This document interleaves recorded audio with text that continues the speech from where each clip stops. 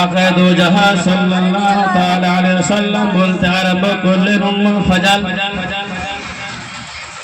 যখন আমার বেটি ফাতেমা যোহরা রাদিয়াল্লাহু তাআলা আনহার বাড়িতে ইমামে হুসাইন জন্মগ্রহণ করে, তখন জিবরিল আমিন আমার কাছে এসে খুশখবরি দিয়েছে, ইয়া রাসূলুল্লাহ, নবী গো,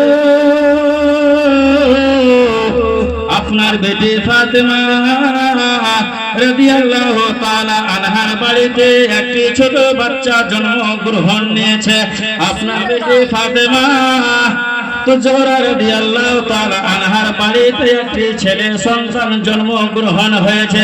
আমার দয়া নবী, মায়া নবী জনাবে মুহাম্মদ রাসূলুল্লাহ সাল্লাল্লাহু তাআলা আলাইহি ওয়াসাল্লাম উম্মুল ফাজালকে বলেন, উম্মুল ফাজাল রে, আমার কাছেও খবর নিয়ে এসেছে জিবরিল আমিন, আল্লাহ তাআলার তরফ থেকে জিবরিল আমিন আমার কাছে খবর নিয়ে এসেছে, ইয়া রাসূলুল্লাহ, ইয়া নবী আল্লাহ, নবী গো, আপনার ফাতেমা যোহরা বেটি লাডলি বেটির বাড়িতে হযরত ইমাম হুসাইন জন্মগ্রহণ হয়েছে। নবী গো, তাকে আর উম্মতের মধ্যে এমনই উম্মত হবে, তার আপনার উম্মতের মধ্যে এমনই আল্লাহর বান্দা হবে, আপনার উম্মতের মধ্যে এমনই আপনার উম্মত হবে। নবী গো, তারা আপনার নওয়াজা ইমাম হুসাইনকে কারবালার প্রান্তে শহীদ করবে। বলেন সুবহানাল্লাহ। জিবরিল আমিন বললেন, ইয়া রাসূলুল্লাহ, আপনার লাডলি বেটি ফাতেমার বাড়িতে যে ছেলে সন্তান জন্মগ্রহণ নিয়েছে, সে আপনার নাতিকে আপনার উম্মতের মধ্যে এমনই উম্মত হবে, আপনার উম্মতের মধ্যে আল্লাহ তাআলার এমনই বান্দা হবে যারা বেরহম হবে, যাদের মধ্যে কোনো রহম থাকবে না, যাদের মধ্যে কোনো দয়া থাকবে না, যাদের মধ্যে কোনো মায়া থাকবে না, যাদের মধ্যে কোনো ভালোবাসা থাকবে না, যাদের মধ্যে কোনো প্রেম প্রীতি ভালোবাসা কিছুই থাকবে না, এমনই আপনার উম্মতের মধ্যে উম্মত হবে যে আপনার নাতি, যে আপনার নওয়াজা ইমামে হুসাইনকে কারবালার প্রান্তে শহীদ করবে। বলেন সুবহানাল্লাহ। তার কারণ হচ্ছে তারা নবীর দিন থেকে, আপনার দিন থেকে, আল্লাহর দিন থেকে তারা রাজি না, তারা চায় যে আপনার নওয়াজা আমাদের হাতে হাত দিয়ে বাইত হয়ে যায় আর দ্বীন ইসলাম এখান থেকে শেষ করে দেয়। কিন্তু আপনি বুঝতে পেরেছেন, অনেক লোক বলে যে হুজুর, কোনো যদি বিপদে পড়া যায় তো ওই বিপদে ঝুট বলা যায়, যেমন কি যে আপনাকে যদি কোনো জঙ্গলের মাঝে ধরে নাই, ওই মুহূর্তে ঝুট বলে নিজের জানকে বাঁচানো হচ্ছে ফরজ। কিন্তু যখন ইমামে হুসাইনকে ইয়াজিদের লাশকারা ধরে নিল, সেই মুহূর্তে সেই জায়গায় ঝুট বলে নিজের জানকে বাঁচানো ফরজ ছিল। কত বড় বেকুব!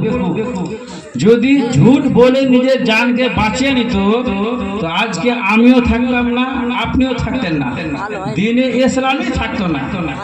তো তার ধারণা দেখেন যে কি বলছে, যে ইমামে হুসাইনকে ঝুট বলে নিজের জানকে বাঁচিয়ে নেওয়া ফরজ ছিল, কিন্তু না, সেটা না। তার কারণ ইমামে হুসাইন ইরশাদ করেন যে আমি যদি ওই জঙ্গলের মাঝে, আল্লাহু আকবার, নারে তাকবীর, নারে রিসালাত, নারে রিসালাত, হযরত আল্লামা মাওলানা মুফতি আশরাফ সাহেব, নারে তাকবীর, নারে রিসালাত।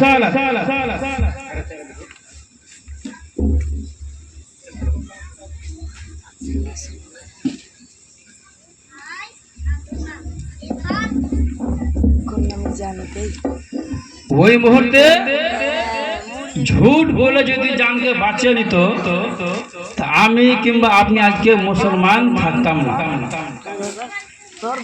ইমামে হুসাইন নিজের নানার জান দিনকে বাঁচাবার জন্য,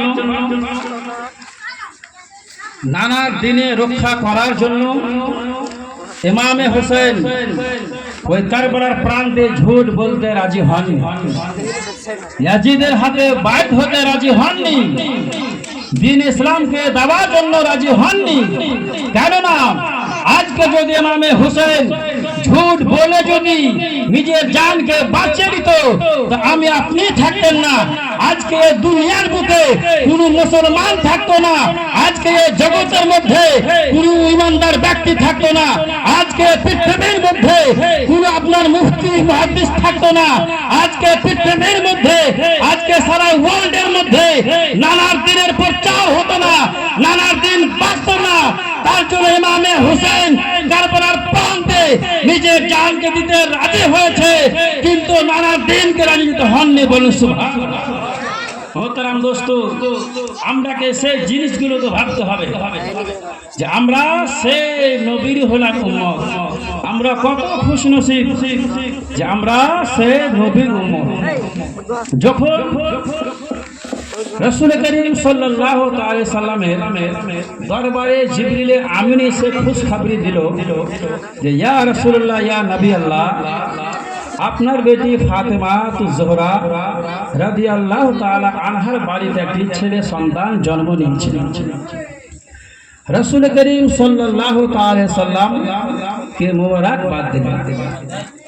তারপরে জিবরিল আমিনের চোখ দিয়ে টস করে জল পড়তে আরম্ভ করলো। তারপরে জিবরিল আমিন আবার বলতে আরম্ভ করলো যে ইয়া রাসূলুল্লাহ, ইয়া নবী আল্লাহ, আপনার উম্মতের মধ্যে এমনই উম্মত হবে, আপনার উম্মতের মধ্যে এমনই বেদিন হবে যাদের মধ্যে কোনো দয়া ময়া রহম কিছু থাকবে না। তারা আপনার নওয়াসা, আপনার নাতি ইমামে হোসেনকে কারবালার প্রান্তে শহীদ করবে। এটা কে বললো? জিবরিল আমিন। তারপরে আমার নবী, দয়া নবী, মায়া নবী জনাবে মুহাম্মদ রাসূলুল্লাহ সাল্লাল্লাহু তাআলা আলাইহি ওয়াসাল্লাম ইমামে হোসেনকে জড়িয়ে ধরে ইমামে হোসেনের গলাতে চুমু খাচ্ছেন। বলেন সুবহানাল্লাহ। হযরতে ফাতেমা জোহরা রাদিয়াল্লাহু তাআলা আনহু নিজের আব্বাজান হুজুর সাল্লাল্লাহু তাআলা আলাইহি সাল্লামকে প্রশ্ন করলো, আব্বাজান, সবাই নিজের পোতা নাতিদের কপালে চুমু খায়, নিজের ছেলের গালে চুমু খায়, নিজের ছেলে পোতা নাতিদের মুখে চুমু খায়। ইয়া রাসূলুল্লাহ, নবী গো, কিন্তু আপনি মাথায় চুমু খান না, আপনি আমার ছেলের গলায় চুমু খাননি, আপনি আমার ছেলের মুখে চুমু খান না। ইয়া রাসূলুল্লাহ, আপনি আমার ছেলের গলায় কেন চুমু খান? আমার দয়া নবী, মায়া নবী জনাবে মুহাম্মদ রাসূলুল্লাহ সাল্লাল্লাহু তাআলা আলাইহি ওয়াসাল্লাম বলেন, বেটি ফাতেমা রে, আমি তোমার ছেলের মাথায় চুমু দিলাম না, আমি তোমার ছেলের গলায় চুমু দিলাম না, আমি তোমার ছেলের মুখে চুমু দিলাম না, আমি তোমার ছেলের গালে চুমু দিলাম না। তার কারণ হলো সবাই নিজের ছেলের মাথায় চুমু দেয়, সবাই নিজের ছেলের গালে চুমু দেয়, কিন্তু আমি তোমার ছেলে, আমার নাতি ইমামে হোসেন আমি গলায় চুমু দিলাম বেটি রে। কেননা জিবরিল আমিন বলেছে, ইয়া রাসূলুল্লাহ, ইয়া নবী আল্লাহ, নবী গো, আপনার উম্মতের মধ্যে এমন উম্মত হবে, আপনার উম্মতের মধ্যে আল্লাহ তাআলার এমন বান্দা হবে, আপনার উম্মতের মধ্যে এমন উম্মত হবে যে বেদিন হবে, আপনার উম্মতের মধ্যে এমন উম্মত হবে যার মনে কোনো দয়া মায়া থাকবে না, আপনার উম্মতের মধ্যে এমন উম্মত হবে যারা বেনামাজি ফাসিক ফাজি থাকবে। ইয়া রাসূলুল্লাহ, আপনার নামাজের গলা দিয়ে ছোড়া চলবে। বলেন সুবহানাল্লাহ। আমার নবী, দয়া নবী, মায়া নবী সাল্লাল্লাহু তাআলা আলাইহি ওয়াসাল্লাম ফাতেমাকে বলেন, বেটি ফাতেমা রে, তোমার ছেলের আমি গলায় এর জন্য চুমু দিচ্ছি, আমি তোমার ছেলে গলায় এর জন্য মহব্বতের সহিত আমি চুমু দিচ্ছি, তোমার ছেলে গলায় আমি আলাইয়া তার জন্য মহব্বতের সহিত আমি চুমু দিবেছি রে। কেননা ইয়াজিদরা আজকে বেদিনরা তোমার ছেলের কারবালার প্রান্তে তোমার ছেলে গলায় দিয়ে তরবারি চালাবে। বলেন সুবহানাল্লাহ। তার জন্য আকায়ে দো জাহান সাল্লাল্লাহু তাআলা সাল্লাম ইমামে হোসেনের গলাতে চুমু খাচ্ছে। তার কারণ যখন কারবালার প্রান্তে শহীদ হবে সেই সময়ে যেন গলা দিয়ে তলোয়ারি না চলে। অনেক বলার আছে। তারপরে হযরতে ফাতেমাতুজ জোহরা রাদিয়াল্লাহু তাআলা আনহা ইরশাদ করেন, আব্বাজান যখন আমার ছেলে আমার সন্তান কারবালার প্রান্তে শহীদ হবে, যখন আপনার নামাজা আপনার লাডলা নামাজা আমার ছেলে আমার সন্তান আপনার দিনকে বাঁচাবার জন্য, আপনার দিনে রক্ষা করার জন্য, আপনার দিনকে এই দুনিয়ায় ছড়ার জন্য, আপনার দিনকে এই দুনিয়ায় পৃথিবীতে পরিচালনা করার জন্য আমার ছেলে আপনার নামাজা যখন কারবালার প্রান্তে শহীদ হবে, ইয়া রাসূলুল্লাহ নবী গো ওই মুহূর্তে আমি কারবালার প্রান্তে থাকবো না। আমার নবী বলে, বেটি ফাতেমা রে তুমিও কারবালার প্রান্তে থাকবে না। তারপরে আবার ফাতেমা বলে, ইয়া রাসূলুল্লাহ নবী গো আপনি কি ওই মুহূর্তে কারবালার প্রান্তে থাকবে? আমার নবী বলে, বেটি ফাতেমা রে আমি ওই মুহূর্তে কারবালার প্রান্তে থাকবো না। আবার জিজ্ঞাসা করা হলো, হুজুর গো হযরত আলী কি ওই মুহূর্তে কারবালার প্রান্তে থাকবে? আমার মায়া নবী বলে, বেটি ফাতেমা রে তোমার ছেলে ওই মুহূর্তে শহীদ হবে, তোমার ছেলে দিনকে বাঁচাবার জন্য ওই মুহূর্তে কারবালার প্রান্তে নিজের গলাকে কাটাবে, তোমার ছেলে ওই মুহূর্তে কারবালার প্রান্তে শহীদ হবে। বেটি ফাতেমা যে মুহূর্তে তাদের মধ্যে কেউ জীবিত থাকবে না, সমস্ত রাষ্ট্ররা শহীদ হয়ে যাবে, আর তোমার ছেলে আমাদের লাডলা নওয়াসা সর্বলাস্টে শহীদ হবে। বলে সুবহানাল্লাহ।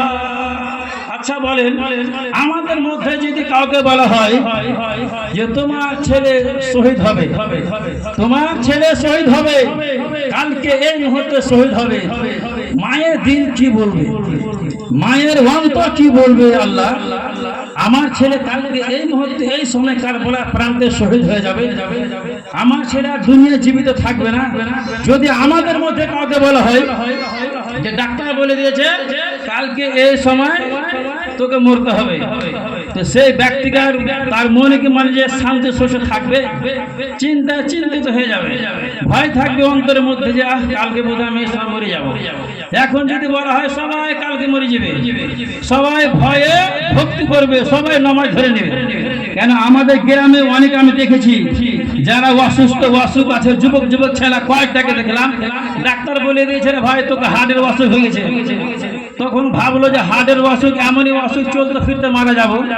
তারপরে দাড়ি ছেড়ে নামাজ 5 ওয়াক্ত ধরে নিল, বছর খানি নামাজ পড়লো। তারপরে যখন বললো ডাক্তার যে তোকে তো কোনো হার্টের অসুখই নাই, যে ডাক্তার তোমাকে রিপোর্টিং করে বলেছে হার্টের অসুখ তোমার, তোমাকে এটা মিথ্যা ফলস বলেছে, তোমার কোনো অসুখ নাই। এত বড় দাড়ি ছিল, কাটতে কাটতে এত বড় হতে হতে হতে এখন পুরা ছিল আপনার গলা ছিলি মুরগের মতো করে নিয়েছে। এই মতন আমাদের মুসলমানের মধ্যে আছে, শুধু নামের মুসলমান কিন্তু কামের মুসলমান। হযরতে ফাতেমাতুজ জোহরা রাদিয়াল্লাহু তাআলা আনহাকে জিজ্ঞাসা করা হলো, প্রশ্ন করা হলো, ফাতেমা তুমি কারবালার প্রান্তে, তুমি কারবালার ময়দানকে নিজের আঁচলে শাড়ি দিয়ে তুমি পরিষ্কার কেন করতেছো?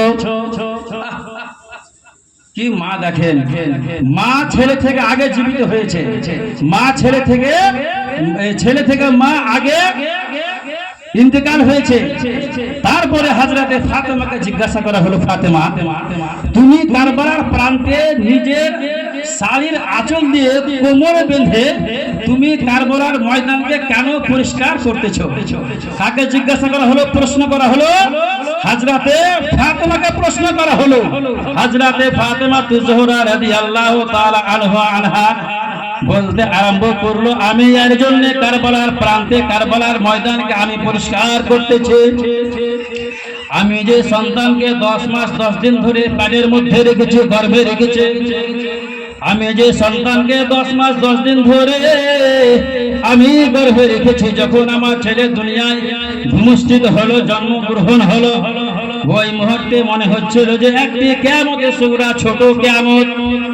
এই দুনিয়ার মারে হযরতে ফাতেমাতুজ জোহরা রাদিয়াল্লাহু তাআলা আনহাকে যখন জিজ্ঞাসা করে হলো, ফাতেমা তুমি কেন কারবালার প্রান্তে কারবালার ময়দানকে তুমি তোমার আঁচলে শাড়ি দিয়ে তুমি পরিষ্কার করতেছো? হযরত ফাতেমা জোহরা রাদিয়াল্লাহু তাআলা আনহা বলতে আরম্ভ করলে, তুমি কি জানো না আমি হলাম ইমামে হোসেনের আম্মা জান, আমি হলাম ইমামে হোসেনের মা, তার জন্য আমি কারবালার ময়দানকে আমি নিজের আঁচলের শাড়ি দিয়ে পরিষ্কার করতেছি। তার কারণ হলো দুনিয়ার মুসলমান, আমার ছেলে আমার সন্তান কারবালার প্রান্তে এই জায়গায় শহীদ হবে, যেন আমার ছেলের শরীরে কোনো কংক্রিট কোনো বালি যেন না লাগে, আমার ছেলের শরীরে যেন কোনো পাথর না লাগে, আমার ছেলের শরীরে যেন কোনো ঢাল না লাগে, আমার ছেলের শরীরে যেন কোনো আপনার কংক্রিট পাথর কোনো যদি ঢাল না লাগে। তার জন্য আমি মা, আমি জন্ম দুঃখিনী মা, আমি দুঃখিনী মা, আমার ছেলে কারবালার প্রান্তে শহীদ হবে, আমার ছেলে সুবরায়ে কারবালার প্রান্তে শহীদ হবে, আমার সন্তান আলী আসগারে কারবালার প্রান্তে শহীদ হবে, আমার সন্তান আলী আকবরে কারবালার প্রান্তে শহীদ হবে, আমার হুসাইন ইমামে হুসাইন এই কারবালার প্রান্তে শহীদ হবে রে। আমি দুঃখ জননী মা, আমার মনে অনেক দুঃখ রয়েছে, আমার মনে অনেক ব্যথা রয়েছে। যখন আমার ছেলে কারবালার প্রান্তে গেল, আমি মা কবর থেকে দেখছিলাম যে আমার ছেলে দাঁয়ে বাঁয়ে কেউ নাই, আমার ছেলে পিছনে কেউ নাই, আমার ছেলে লস্কর কেউ নাই। আমি মা তার জন্য কারবালার ময়দানকে আমি নিজের আঁচলের শাড়ি দিয়ে পরিষ্কার করতেছিলাম, কেননা এই জায়গায় আমার ছেলে ইমামে হোসেন শহীদ হবে, আমার ছেলের শরীরে যেন কোনো কংক্রিট বালি পাথর যেন না লাগে। তার জন্য আমি দুঃখ জননী মা, আমি কারবালার ময়দানকে পরিষ্কার করতেছিলাম। বলি সুবহানাল্লাহ। মোহতারাম দোস্ত, তার জন্য ইমামে হোসেন ওই জায়গায় শহীদ হবে, তার জন্য ফাতেমা জোহরা রাদিয়াল্লাহু তাআলা আনহা নিজের আঁচল, নিজের শাড়ির আঁচল দিয়ে ওই কারবালার ময়দানকে পরিষ্কার করতেছিল, যেন আমার ছেলের শরীরে কোনো কংক্রিট বালি পাথর যেন না লাগে। তাকে বলা হয় মা। যার এই দুনিয়া এই জগতে মা নাই, তাকে যে আপনি জিজ্ঞাসা করেন যে মা কোন জিনিস। মোহতারাম দোস্ত, তো আমাকে যে সময় দেওয়া হয়েছিল 1.5 ঘন্টা সময়, প্রায় 1.5 ঘন্টা হয়ে গেল। আমি নিজের বক্তব্যকে এখান থেকে শেষ করলাম, আবার কালকে শোনাবো। আমাদের আমার ওস্তাদ হলো হযরত আল্লামা মাওলানা মুফতি আশরাফ রাজা সাহেব। আমি তার কাছে পড়িনি, কিন্তু হযরতের সাথী বন্ধু মুফতি আব্দুল সালাম সাহেব অনেক জায়গায় রয়েছে, তাদের কাছে আমরা পড়াশোনা করেছি। তো হযরতকে মায়েকে নিমন্ত্রণ দেওয়ার জন্য, মায়েকে দেওয়ার জন্য আমি আর লেট না করে আমার যে বক্তব্য আমি এখান থেকে শেষ করব। আমি যে আয়াতখানা তেলাওয়াত করেছিলাম, ওয়ালা তাকুলু লিমা ইউকতালু ফি সাবিলিল্লাহি আমওয়াত, যারা আল্লাহর রাহে শহীদ হয়ে যান ফি সাবিলিল্লাহ, তারা মৃত না, তারা হচ্ছে জীবিত। তারা জীবিত, তাদের কবরে রিজক দেওয়া হয়। যেমন আমরা খাবার খাই, তাদের কবরে আল্লাহ তাবারাক ওয়া তাআলার তরফ থেকে রিজক দেওয়া হয়, তারাও কিন্তু খাবার খায়। তো মোহতারাম দোস্ত, আমি নিজের বক্তব্যকে এখান থেকে শেষ করছি। ওয়াখিরু দাওয়ানা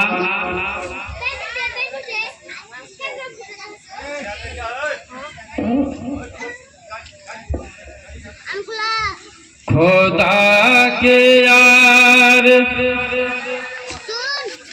ভুলে যেও না,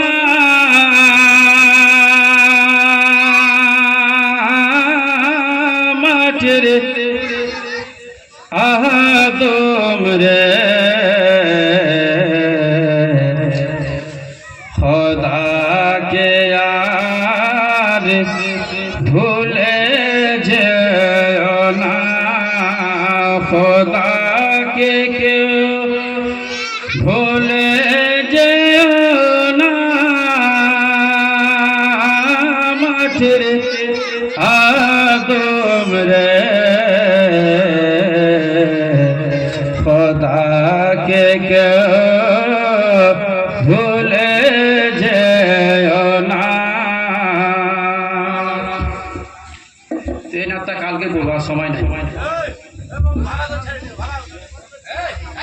আপনারা যে বক্তার জন্য আপনারা আকাঙ্ক্ষিত রয়েছেন, ভাই বোনদের কাছে অনুরোধ, আপনারা এইদিকে ওইদিকে ঘোরাফেরা না করে আমাদের জালসার মাহফিলে আসার চেষ্টা করুন।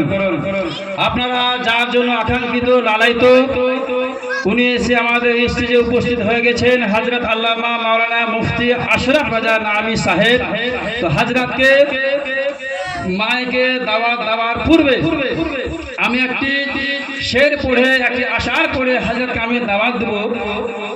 बा खुदा खुदा का यही है दर, बा खुदा खुदा का यही है दर, और नहीं कोई मफार मकर।